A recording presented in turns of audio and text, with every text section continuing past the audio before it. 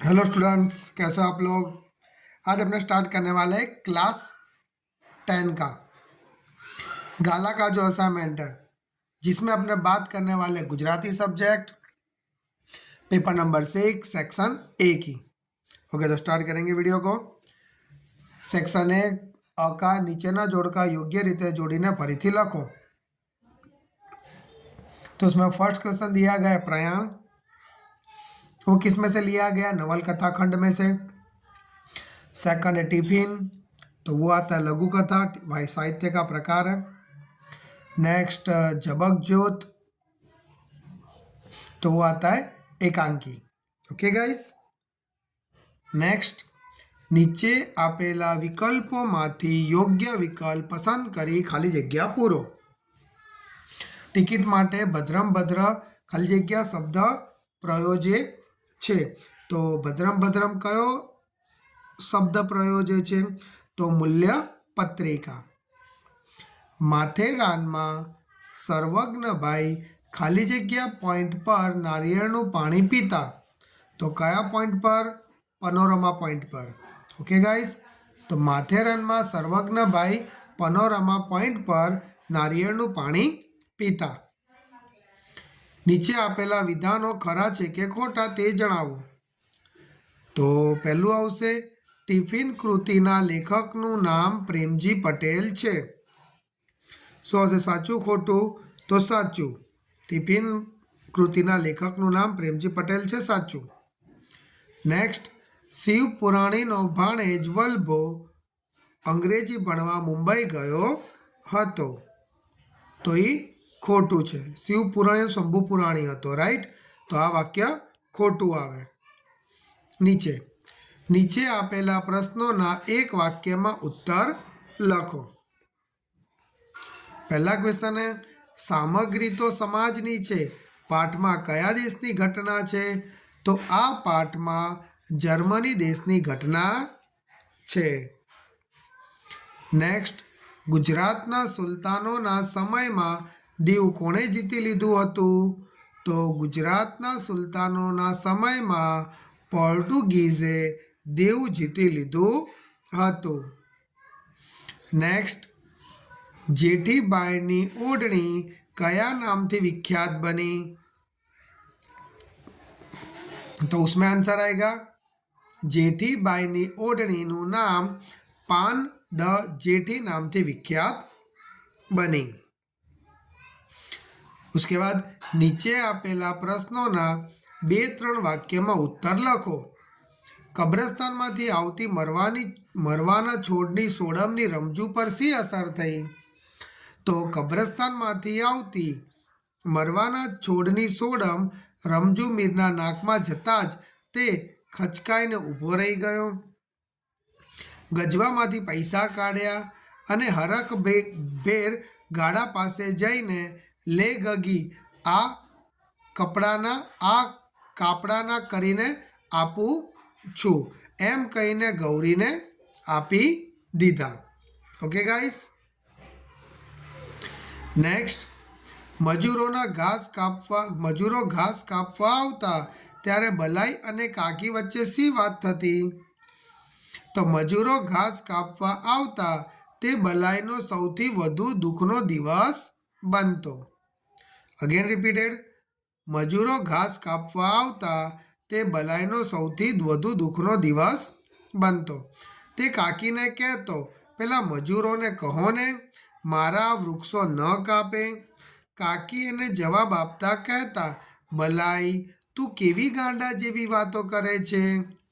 आ बधु तो जंगल छे, ए साफ कर्या विना चालशे केवी रीते? नेक्स्ट, पोर्टुगीज ऑफिसरो जेठीबाईना घर पासेथी पसार थता त्यारे शुं करता? तो आमां आंसर आवशे जेठीबाईना मानमा अठवाडियामां एक दिवस तेमना घर आगळ बेंड वगाड़वानो हुकम करवामां आव्यो। पोर्टुगीज ऑफिसरो जेठीबाईना घर पासेथी पसार थता त्यारे जेठीबाईना मानमा पोताना माथा परथी हेठ उतारी નાખતા, એટલે ટોપી શું કરતા, પહેરેલી ટોપી હતી એટલે ઘર આગળથી જતા ત્યારે ટોપી ઉતારી નાખતા હતા. Okay guys. નીચેના પ્રશ્નોના સવિસ્તાર ઉત્તર લખો.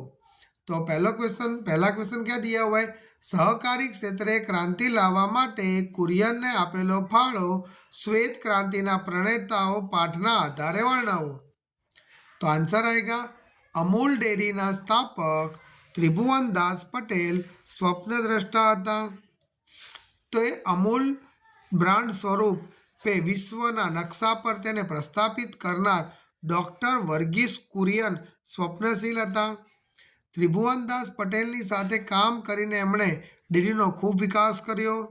ખેડૂતોને દૂધના વેચાણમાં દલાલોથી મુક્ત કર્યા.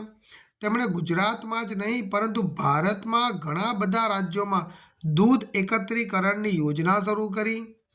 ભારતમાં ભેંસોની સંખ્યા સવિશેષ હોવાથી કુરિયને ભેંસના દૂધમાંથી પણ ગુણવત્તાયુક્ત દૂધનો પાવડર બની શકે તેવા સંકલ્પથી પાવડર બનાવવાનું શરૂ કર્યું અને અંતે સફળતા મેળવી. તેમણે ડેરી ઉદ્યોગની સહકારી મંડળી મારફતે ભારતમાં ખેડૂતોનું સશક્તિકરણ અને સંગઠન કર્યું. ભારત સરકારની વિનંતી માન્ય રાખીને કુરિયને અન્યના સહકારથી નેશનલ ડેરી ડેવલપમેન્ટ બોર્ડ NDDBની સ્થાપના કરી. આમ સહકારી ક્ષેત્રે ક્રાંતિ લાવવા કુરિયને 33 વર્ષ સુધી ચેરમેન તરીકે સેવાઓ આપી હતી. Clear guys? Okay, the next question. શરણાઈના સૂળ કૃતિના આધારે વિદાય લઈ રહેલી જાનનું વર્ણન કરો. તો उसमें आंसर क्या आएगा, ગાડાનું પૈડું સિંચાઈ ગયું, પછી જાને વિદાય લીધી, રમજુ મીરે શરણાઈનો સૂર છેડ્યો, ઢોલીએ ઢોલ પર દાંડી પાડી, સુહાગણોએ ગીત ઉપાડ્યું, કન્યા પક્ષની સ્ત્રીઓને અને વર પક્ષની જાનડીઓએ સામસામું ગીતો ગાવા માંડ્યા. ગીતોના સૂર વધારે વેધક હતા તે શરણાઈના એ નક્કી કરવું શ્રોતાઓ માટે મુશ્કેલ હતું. જાનનું આખું સરઘસ જાજવ લેમાન રંગો વડે સુહાતું હતું. મોખરે રમજુના માથા પર લાલ મદ્રાસી ફેટાના લીરા ઉડતા હતા. મેઘા ડોલીએ લીલા રંગનું માથાબારણું બાંધેલું. જાનૈયાઓ વેવાઈવાળાઓ તરફથી કંકુના થાપા મારવામાં આવેલા.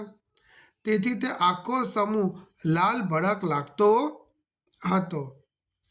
હીર ભરતમાં ઝૂલ કે સિંગડીઓ અને વડે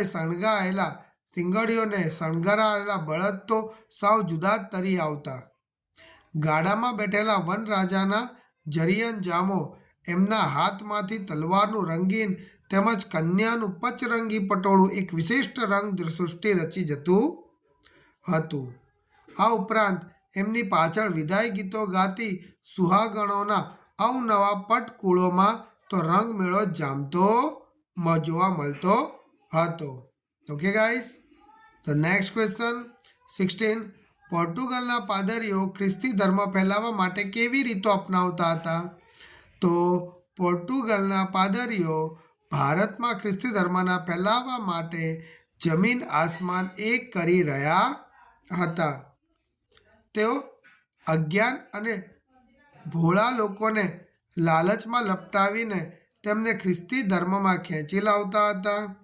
એ અરસામાં પોર્ટુગીઝ સરકારના કાયદાઓ પણ વટાળ પ્રવૃત્તિને ઉત્તેજન આપે એ પ્રકારના કરવામાં આવ્યા હતા.